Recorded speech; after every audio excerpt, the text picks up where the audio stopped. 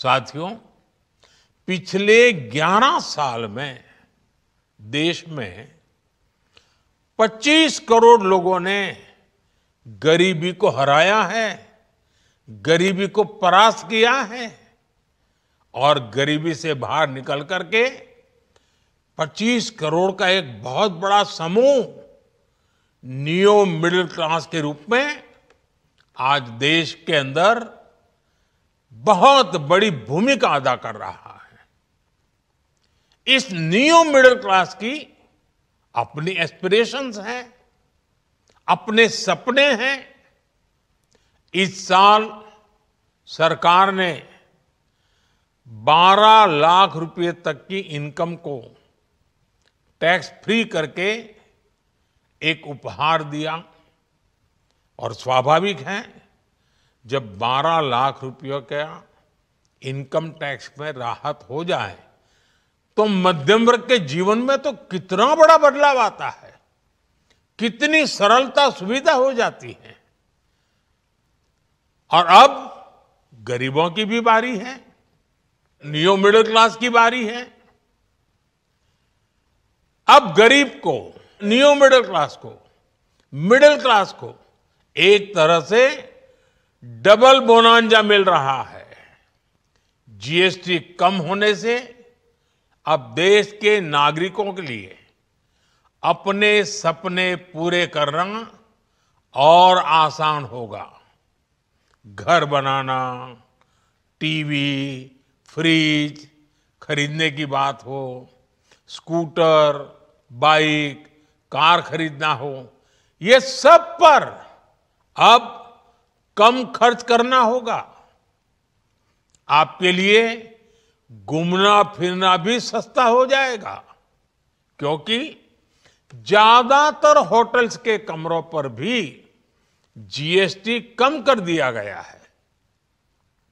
वैसे साथियों, मुझे इस बात की खुशी है कि दुकानदार भाई बहन भी जीएसटी रिफॉर्म को लेकर बहुत उत्साह में है। वो बहुत जीएसटी में हुई कटौती को ग्राहकों तक पहुंचाने में जुटे हुए हैं। बहुत सारी जगहों पर पहले और अब के बोर्ड लगाए जा रहे हैं। साथियों, हम नागरिक देवो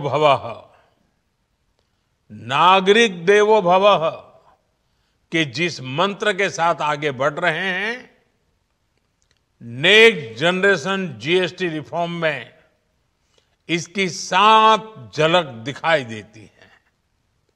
अगर हम इनकम टैक्स में छूट और जीएसटी में छूट को जोड़ दें तो एक साल में जो निर्णय हुए हैं उससे देश के लोगों को 2.5 लाख करोड़ रुपए से ज्यादा की बचत होगी। और तभी तो मैं कह रहा हूं, ये बचत उत्सव है। साथियों, विकसित भारत के लक्ष्य तक पहुंचने के लिए हमें आत्मनिर्भरता के रास्ते पर चलना ही होगा और भारत को आत्मनिर्भर बनाने का बहुत बड़ा दायित्व हमारे एमएसएमईज यानी हमारे लघु, मध्यम और कुटीर उद्योगों पर भी है, जो देश के लोगों की जरूरत का है, जो हम देश में ही बना सकते हैं, वो हमें देश में ही बनाना चाहिए। साथियों, जीएसटी की दरें कम होने से नियम और प्रक्रियाएं और आसान बनने से हमारे एमएसएमईज, हमारे लघु उद्योगों को, कुटीर उद्योगों को बहुत फायदा होगा।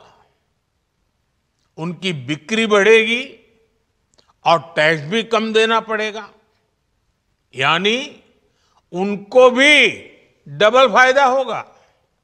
इसलिए आज मेरी एमएसएमई से लघु उद्योग हो, सूक्ष्म उद्योग हो, कुटीर उद्योग हो, आप सबसे बहुत अपेक्षाएं हैं। आपको भी पता है, जब भारत समृद्धि के शिखर पर था, तब भारत की अर्थव्यवस्था का मुख्य आधार हमारे एमएसएमईज थे, हमारे लघु और कुटीर उद्योग थे। भारत की मैन्युफैक्चरिंग, भारत में बने सामानों की क्वालिटी बेहतर होती थी। हमें उस गौरव को वापस पाना है। हमारे लघु उद्योग जो बनाए, वो दुनिया में हर कसौटी पर बेस्ट हो, उत्तम से उत्तम हो। हम जो मैन्युफैक्चर करें, वो दुनिया में आन बान शान के साथ बेस्ट के सारे पैरामीटर को पार करने वाला हो। हमारे प्रोडक्ट्स की क्वालिटी दुनिया में भारत की पहचान बढ़ाए, भारत का गौरव बढ़ाए। हमें इस लक्ष्य को लेकर काम करना है। साथियों, देश की स्वतंत्रता को जैसे स्वदेशी के मंत्र से ताकत मिली, वैसे ही देश की समृद्धि को भी स्वदेशी के मंत्र से ही शक्ति मिलेगी। आज जाने अनजाने हमारी रोजमर्रा की जिंदगी में बहुत सी विदेशी चीजें जुड़ गई है, हमें पता तक नहीं है। हमारे जेब में कंघी विदेशी है कि देसी, हमें पता ही नहीं है। हमें इनसे भी मुक्ति पानी होगी। हम वो सामान खरीदें जो मेड इन इंडिया हो, जिसमें हमारे देश के नौजवानों की मेहनत लगी हो, हमारे देश के बेटे बेटियों का पसीना हो। हमें हर घर को स्वदेशी का प्रतीक बनाना है, हर दुकान को स्वदेशी से सजाना है। गर्व से कहो, ये स्वदेशी है। गर्व से कहो, मैं स्वदेशी खरीदता हूं। मैं स्वदेशी सामान की बिक्री भी करता हूं। ये हर भारतीय का मिजाज बनना चाहिए। जब ये होगा तो भारत तेजी से विकसित होगा। मेरा आज सभी राज्य सरकारों से भी आग्रह है, आत्मनिर्भर भारत के इस अभियान के साथ, स्वदेशी के इस अभियान के साथ अपने राज्यों में मैन्युफैक्चरिंग को गति दे। पूरी ऊर्जा से, पूरे उत्साह से जुड़े, निवेश के लिए माहौल बढ़ाएं। जब केंद्र और राज्य मिलकर आगे बढ़ेंगे तो आत्मनिर्भर भारत का सपना पूरा होगा।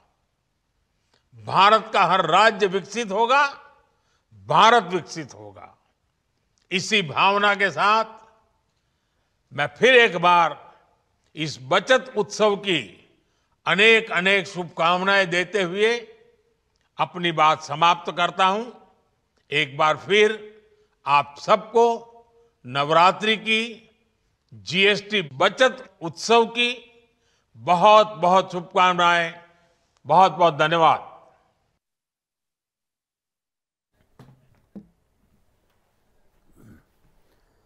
ಸೊ ಮೋದಿ ಯಾವ ವಿಚಾರವಾಗಿ ಮಾತನಾಡಬಹುದು ಏನು ಎತ್ತ ಅನ್ನುವಂಥದ್ದೆಲ್ಲ ಕುತೂಹಲ ಇತ್ತು. ಬಹುತೇಕ GST ವಿಚಾರಣೆ ಅನ್ನುವಂಥದ್ದು ಒಂದು ಗಮನದಲ್ಲಿತ್ತು. ಹೌದು, GST ವಿಚಾರವಾಗಿಯೇ ಹೇಳಿದ್ದಾರೆ. ನಾಳೆಯಿಂದ GST ಸ್ಲ್ಯಾಬ್ಗಳು ಬದಲಾವಣೆಯ ಪ್ರೈಸ್ ನಾವು ನೋಡಬಹುದಾಗಿರುತ್ತೆ. ಹಾಗಾಗಿ ಕೊಳ್ಳುವಿಕೆಯ ಶಕ್ತಿ ಹೆಚ್ಚಾಗುತ್ತೆ ಅನ್ನುವಂಥದ್ದನ್ನು ಪ್ರಧಾನಿ ಮೋದಿ ಭರವಸೆಯನ್ನು ಇಟ್ಟಿದ್ದಾರೆ. ಆಮೇಲೆ ಇನ್ನೊಂದು ವಿಚಾರ ಅಂತ ಅಂದರೆ, ಬಹಳ ವಿದೇಶಿ ವಸ್ತುಗಳನ್ನು ನಾವು ಬಳಕೆ ಮಾಡ್ತಾ ಇದ್ದೀವಿ, ಆದರೆ ಸ್ವದೇಶಿ ವಸ್ತುಗಳನ್ನು ನಾವು ಬಳಸಬೇಕು ಅನ್ನುವಂಥ ನಿಟ್ಟಿನಲ್ಲೂ ಕೂಡ ಪ್ರಧಾನಿ ಕರೆ ಕೊಟ್ಟಿದ್ದಾರೆ. ಹಿಂದೆಯಿಂದಲೂ ಕೂಡ ಬೇರೆ ಬೇರೆ ಹಂತದಲ್ಲಿ ಈ ಸಂದರ್ಭದಲ್ಲಿ ಕರೆ ಕೊಡ್ತಾ ಇದ್ರು. ಬಟ್ ಈಗ ಇತರ ದೇಶಗಳ ಮೇಲೆ ಅವಲಂಬನೆಯನ್ನು ಕಡಿಮೆ ಮಾಡಿಕೊಳ್ಳುವಂಥ ನಿಟ್ಟಿನಲ್ಲಿ ಅಗೈನ್ ಕೆಲ ದೇಶಗಳ ಜೊತೆಗೆ ಏನಾಗ್ಬಿಟ್ಟಿದೆ, ಅದರಲ್ಲೂ ನಮ್ಮ ಚೀನಾದಂಥ ದೇಶಗಳ ಜೊತೆಗೆಲ್ಲ ಈ ನಮ್ಮದು ಮಾಡ್ಕೊಳ್ತಿರುವಂಥ ಆಮದು ಹಾಗೆ ನಾವು ಮಾಡ್ತಾ ಇರುವಂಥ ರಫ್ತು ಇದೆರಡರ ನಡುವಿನ ಆ ಅಂತರ ಬಹಳ ಹೆಚ್ಚಾಗ್ತಾ ಇದೆ. ಇದೊಂದು ರೀತಿ ಕಳವಳಕಾರಿ ರೀತಿಯಾಗಿಯೇ ಕಂಡು ಬರ್ತಾ ಇದೆ. ಅಂದರೆ ಕೆಲ ದಿನಬಳಕೆಯ ವಸ್ತುಗಳಿಗಾಗಿಯೇ ಚೀನಾ ಮೇಲೆ ಯಾವ ರೀತಿ ಅಂತ ಅವಲಂಬನೆ ಇದೆ ಅನ್ನುವಂಥದ್ದಕ್ಕೂ ಕೂಡ ಒಂದು ಸಾಕ್ಷಿ ಆ ಬದಲಾವಣೆ ನಾವು ನೋಡ್ತಾ ಇದ್ರೆ ಅಥವಾ ಒಂದು ಅಂತರ ನೋಡ್ತಾ ಇದ್ರೆ. ಹಾಗಾಗಿ ಸ್ವದೇಶಿ ವಸ್ತುಗಳನ್ನು ಹೆಚ್ಚಾಗಿ ಬಳಸಿ ದೇಶ ಪ್ರಗತಿ ಕಾಣಬೇಕು ಅಂತಂದರೆ ಸ್ವದೇಶಿ ವಸ್ತುಗಳನ್ನು ನಾವು ಹೆಚ್ಚಾಗಿ ದೈನಂದಿನ ಜೀವನದಲ್ಲಿ ಬಳಸಬೇಕು ಅನ್ನುವಂಥದ್ದನ್ನು ಪ್ರಧಾನಿ ಕರೆ ಕೊಟ್ಟಿದ್ದಾರೆ ಕೂಡ. ಜೊತೆಗೆ ಇದೊಂದು ರೀತಿ ಅವ್ರು ಹೇಳ್ತಾ ಇರುವಂತೆ ನೆಕ್ಸ್ಟ್ ಜನ್ರೇಷನ್ GST ಸ್ಲ್ಯಾಬ್ ಇದು ಅನ್ನುವಂಥದ್ದನ್ನು ಕೂಡ ಅವರು ಬಣ್ಣಿಸ್ತಾ ಇದ್ದಾರೆ. ನಮ್ಮ ಮುಂದಿನ ಭವಿಷ್ಯಕ್ಕಾಗಿ ನಾವು ಈ GST ದರವನ್ನು ಜಾರಿಗೆ ತರ್ತಾ ಇದ್ದೀವಿ. ದೇಶದ ಜನರ ಹಿತವನ್ನು ಗಮನದಲ್ಲಿಟ್ಕೊಂಡು ನಾವು ಈ GSTಯನ್ನು ಜಾರಿಗೆ ತರ್ತಾ ಇರುವಂಥದ್ದು ಅಥವಾ ಈ GST ನೂತನ ಸ್ಲ್ಯಾಬನ್ನು ಜಾರಿಗೆ ತರ್ತಾ ಇರುವಂಥದ್ದು. ಅವರು ಪ್ರಮುಖವಾಗಿ ಮೇಲಿನ ಮೇಲೆ ಕರೆ ಕೊಟ್ಟಿದ್ದೇನು ಅಂತ ಅಂದರೆ ಸ್ವದೇಶಿ ವಸ್ತುಗಳನ್ನು ನೀವು ಬಳಸಿ ಅನ್ನುವಂಥ ರೀತಿಯಾಗಿ.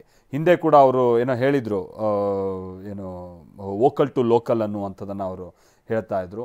ಲೋಕಲ್ ಟು ಗ್ಲೋಬಲ್ ಅನ್ನುವಂಥದ್ದನ್ನು ಕೂಡ ನಂತರದಲ್ಲಿ ಕರೆ ಕೊಟ್ಟಿದ್ದರು. ಈಗ ನಾವು ಪ್ರಮುಖವಾಗಿ ಸ್ವದೇಶಿ ವಸ್ತುಗಳನ್ನು ಹೆಚ್ಚಾಗಿ ಮಾರಾಟ ಮಾಡೋಣ ಅಥವಾ ವ್ಯಾಪಾರಸ್ಥರಿಗೆ ಅವರು ಕರೆ ಕೊಟ್ಟಿರುವಂಥದ್ದು.